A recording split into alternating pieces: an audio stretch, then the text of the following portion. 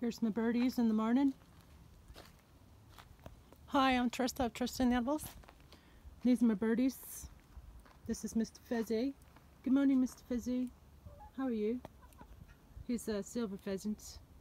He's been getting his tail a bit too nibbled though, so I've tried to expand as best I could. This is Zaphod, so named, my pet peacock. And you know, in Spanish they call him a royal turkey.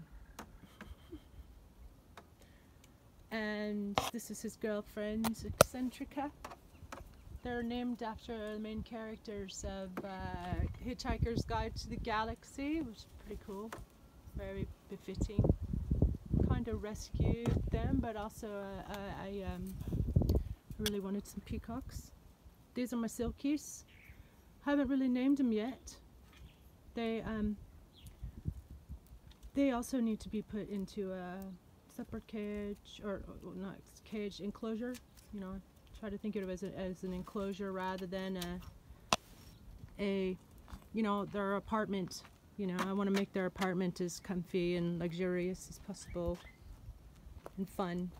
So I noticed they really love water, especially Mr. Fezzy seems to love water, and so do my peacocks. Don't you, darlings? Yes, I do. And what else? Yeah, thanks to Marty, I got this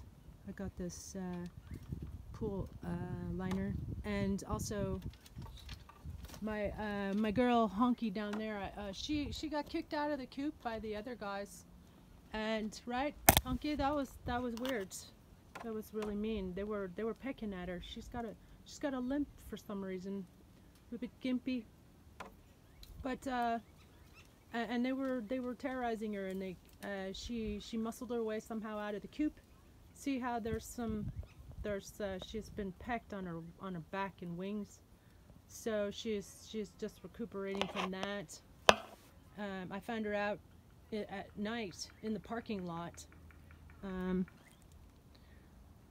So, do you have any further comments? I think my feeling is that by far, I think Mr. Fezzy is the most, I don't know, there's something kind of sacred about him, and a very wise. And look at his feet, they're very strange. He's got similar feet to the silkies, actually. And a cockatoo has a similar weird feet, because they, anyway. Yeah, he likes to go around nibbling things and kind of nibbling rocks, and he's just kind of like tasting everything, kind of like a 2-year-old.